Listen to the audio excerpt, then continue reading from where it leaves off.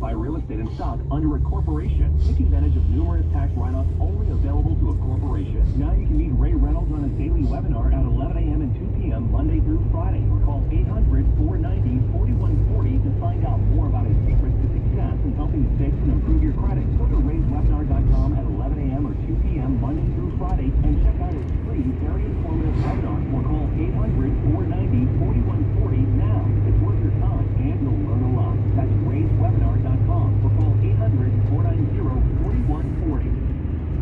If you're still waiting for your holiday gifts to arrive, you're definitely not alone. Mike LaCrosse reports from WBZ-TV in Boston. Got an email last night that it's in New Hampshire now. Denise Newton's package should be heading to New York. She dropped it off at a Boston area post office branch 10 days before Christmas. And that's a lot to get it there before Christmas. We've been doing Christmas-type volume since March. John Flannery is president of the American Postal Workers Union Central Mass Local. He says Postal Service management at the national level could have planned better to prevent these delays. They knew we didn't have enough help. They knew that we were going to have tons of absences because they knew the COVID was coming back. The Postal Service says they're making progress with the backlog, but are now starting to see a wave of people using the mail to return items they don't want. The USPS says about 30,000 workers have tested positive. What did you like? CBS News. This is Southern California's only 24-hour local news and traffic station, KNX 1070 News Radio. Good afternoon. I'm Heather Jordan. Our top local stories at 105. We don't have to wait for the holiday COVID surge because it's already here. And we will list the reasons COVID cases are so high in LA County. That's coming up in just a moment. First, traffic and weather together every 10 minutes on the 5. Good afternoon. It's been a busy day out there in Tim Greenwood. It certainly is. The sun is out, the roads are dry, and the speeds are a little higher than they might normally be. And that also means you can come upon something as simple as debris in the road much faster. And that was because of our signaler on the west side in Hawthorne. 405 northbound at El Segundo Boulevard, 7 or 10 motorcycles traveling as a group in the carpool in the left lane.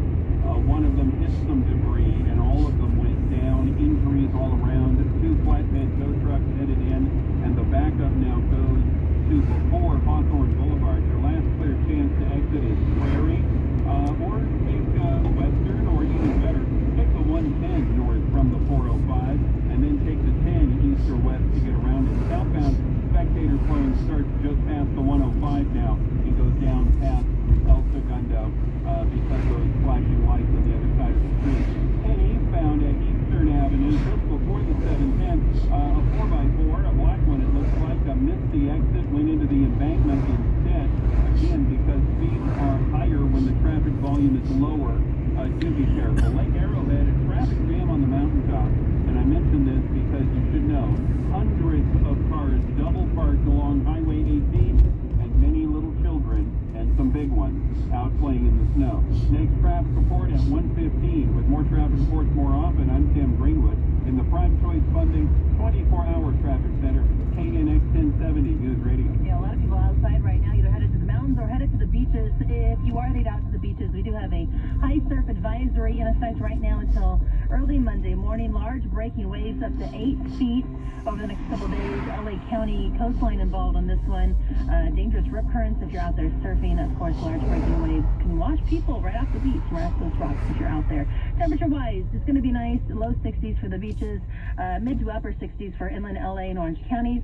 Right now, 68 degrees in Norwalk. It is 64 in Van Nuys, in Long Beach right now, 61 at 107. Well, we are kicking off 2021 with a growing COVID nightmare as more cases emerge from holiday gatherings. On New Year's Day, the LA County Department of Public Health reported a staggering 20,400 new COVID cases and 207 new deaths. Here's UCLA epidemiologist and professor Dr. Amber Moyne. It's a time that unfortunately we could have predicted and are getting ready to really see wreak havoc here in Los Angeles. Moyne also believes the new, more contagious strain of COVID-19 COVID-19 is in more than just a few places here in the state. I think it's very likely that this variant is widespread. Not only this variant, but other variants that we know are out there. We know now today, I think a big lesson from this pandemic is that an infection anywhere is an infection everywhere, and especially when you have such high rates of travel that are continuing. She says this is the most dangerous time in the pandemic. Emily Valdez, KNX 1070 News Radio. So why is LA County getting hit so hard by the coronavirus? Well, the County Health Services Director, Dr. Christine McGalley, says there are a number of reasons for it. We're not a society that all thinks the same way about these guidelines, and there's many people that don't want to follow those rules, or has just grown tired of the rules and may think that they're going to be okay, they're immune, they're not going to get that sick, or maybe they know people who had an asymptomatic course of COVID and they think the same thing will happen to them. But we've seen young people die, people with no underlying health conditions who get COVID and get sick and go into hospital and they never leave. She also adds another reason that LA County is so densely populated, so much more than a lot of people actually think. There were many packed businesses in Orange County on the first night of the new year, and while some are cheering the return to some sort of normalcy, CBS 2's Stacey Butler spoke with others in Newport Beach who think this activity could lead to another big surge in cases in Orange County. These students home from college have a bad feeling about the crowded bar scene. That's like a ground to be spreading this virus. Everyone's blurring a lot of lines, which, I mean, and bending the rules for their own benefit. We went up the actual street instead because we didn't want to go around all those people. It was too crowded. It was too congested. I felt like I was getting COVID first. Yeah, so I was like, oh no. to stay away. But yeah, as far as right now, like, it is hard because we're young. We're in our prime time. We want to go and do whatever we want, but we really need to, like, be considerate of our family and our parents and everyone else. Yeah, parking lots are full, bars were packed inside and out, the pier crowded. All of this, of course, worrying UC Irvine epidemiologist Dr. Andrew Neumann. We have seen an absolutely huge surge in cases. I expect including hospitalizations and ICUs. I expect these surge in cases to result in a surge in deaths, which may not be reported until February or even early March before we have the numbers. By the way, he says it's important to track ICU beds, which normally predicts mortality numbers.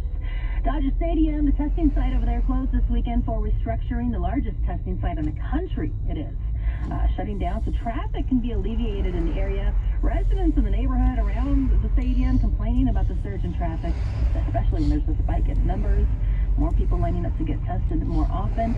So the site, by the way, has administered over 1 million COVID tests since May. This restructuring just for the weekend. Dodger Stadium set to reopen